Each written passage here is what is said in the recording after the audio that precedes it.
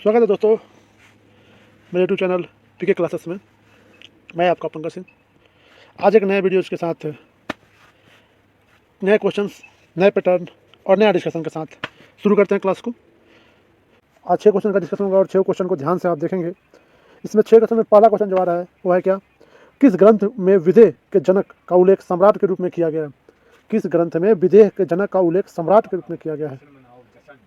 पहला ऑप्शन गोपनाथ ब्राह्मण, वाजस्नेय ब्राह्मण, शतपथ ब्राह्मण और अर्थवेद।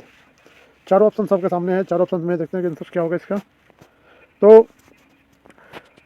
किस ग्रंथ में विदेह के जनक का उल्लेख सम्राट के रूप में किया गया है, तो उस ग्रंथ की बात करें तो आपका कौन सा ग्रंथ है, तो आपका हो जाएगा सी नंबर, शतपथ ब्राह्मण। शतपथ ब्राह्मण नाम का जो ग्रंथ है, ये तीनों ग्रंथ है, तीनों ग्रंथ में विदेह के जनक का उल्लेख सम्राट के रूप में किया गया वो था शतपथ ब्राह्मण। अर्थवेद के बारे में आपको पता ही है, ये वेद ही है। वेद ऋग्वेद, अर्थवेद, यजुर्वेद, सामवेद, 4 प्रकार के वेद हैं।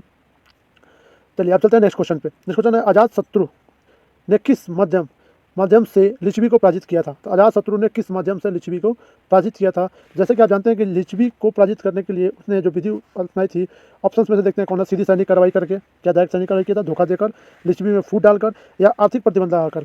तो इसका आंसर हो जाएगा लिच्छवी में फूट डालकर, ऑप्शन सी आंसर हो जाएगा। अब थोड़ा सा अजातशत्रु पीछे भी वीडियो में बताते हैं, फिर एक बार डिस्कशन करते हैं। अजातशत्रु कौन था। अजातशत्रु जो था ये क्या था, हर्यक वंश का राजा था। ठीक है। और अब बताएगा हर्यक वंश के संस्थापक कौन थे भाई। तो पिछले वीडियो में आपको मैं बता चुका हूँ। कौन है, बिंबिसार है। कौन है, बिंबिसार है। ये कितने दिन शासन किए थे ये भी बता चुका हूँ, 52 वर्ष। ठीक है। अब ये अजातशत्रु कितने दिन शासन किया था, अजातशत्रु 32 वर्षों तक।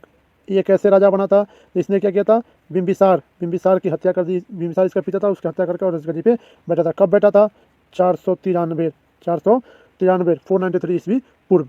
क्लियर है। आगे और भी कुछ तथ्य इसके बारे में देखते हैं। और क्या है, ये मगध पर 32 वर्ष शासन कर लिया था, बता दिया। ये देखिए सबसे जरूरी बात है, बिंबिसार जो था वो बौद्ध धर्म का अनुयायी था, और ये जो था ये जैन धर्म का अनुयायी था। लेकिन एक और तथ्य है कि प्रथम जो फर्स्ट बौद्ध संगति जो हुई थी, वो फर्स्ट बौद्ध संगति अजातशत्रु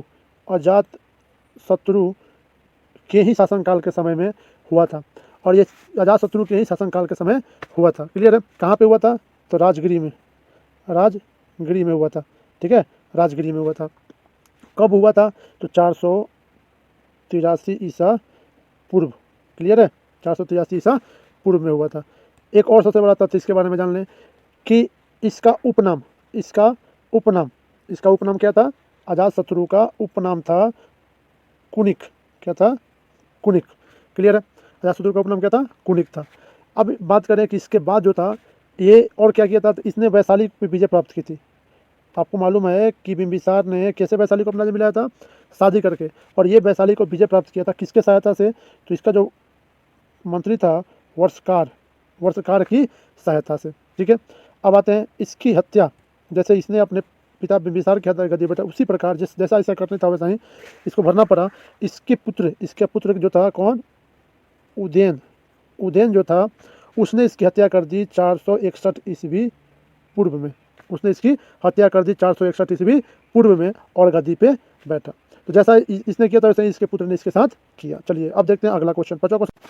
तो क्वेश्चन है, अशोक के अभिलेख किन किन लिपियों में मिले हैं। तो अशोक के अभिलेख किन किन लिपियों में मिले हैं। ऑप्शन क्या है, प्रकृति, ब्राह्मणी तथा खरोष्ट, प्रकृति एवं ब्राह्मणी, अरमाइक एवं ईवानी, या इन सभी में। तो जैसे कि आप जानते हैं कि अशोक के अभिलेख के बारे में बात करें तो अशोक के अभिलेख इन सभी भाषाओं में मिले हैं, इसलिए आंसर क्या हो जाएगा, डी, ऑप्शन नंबर डी। थोड़ा सा उनके अभिलेख के बारे में जान लें।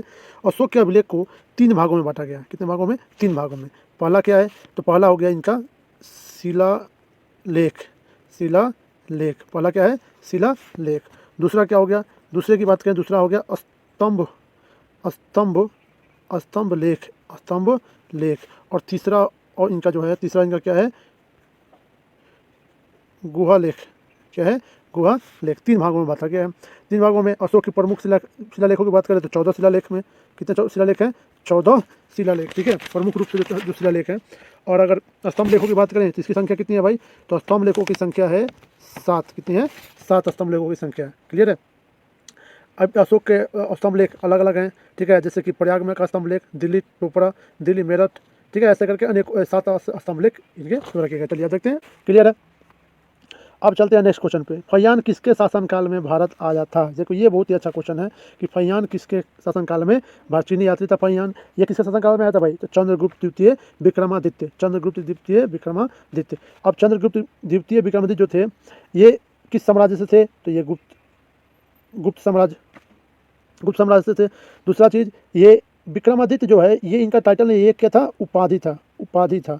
क्या था? उपाधि। और आपको मैं बता दूं कि चंद्रगुप्त विक्रमादित्य जो हुए, चंद्रगुप्त विक्रमादित्य ये सबसे पॉपुलर विक्रमादित्य हुए। ठीक है, अब इसमें ये समझ में आ गया सबसे पॉपुलर विक्रमादित्य कौन हुए? चंद्रगुप्त विक्रमादित्य। अब इसके बाद फिर नेक्स्ट चलते हैं, ये हैं बी में क्या नाम है? चंद्रगुप्त मौर्य। आप जानते हो चाणक्य के मदद से। और ये इन्होंने किसको हराया था? तो घनानंद को हराया था। क्लियर, घनानंद से दुखी थे चाणक्य, उन्होंने इनको क्या किया? मदद किया। और ये चंद्रगुप्त मौर्य ने मौर्य साम्राज्य का जो था इन्होंने स्थापना किया।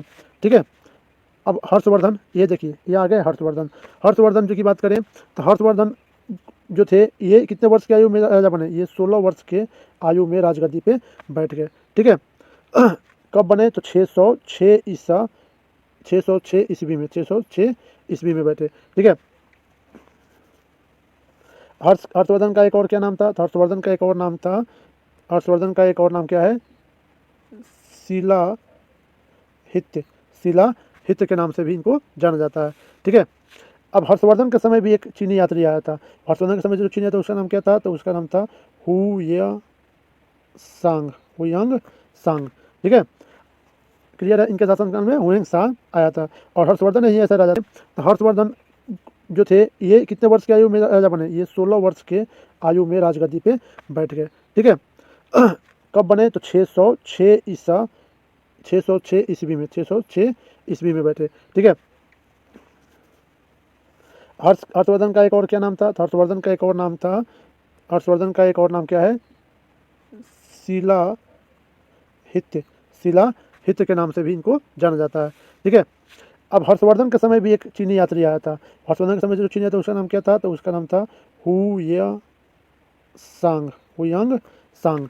ठीक है, क्लियर है, इनके शासनकाल में हुयांग सांग आया था। और हर्षवर्धन ही ऐसे राजा थे जिन्होंने 2 अपने दूतों को चीन में क्या किया था? भेजा था। क्लियर है, चलिए अब आते हैं नेक्स्ट क्वेश्चन पे।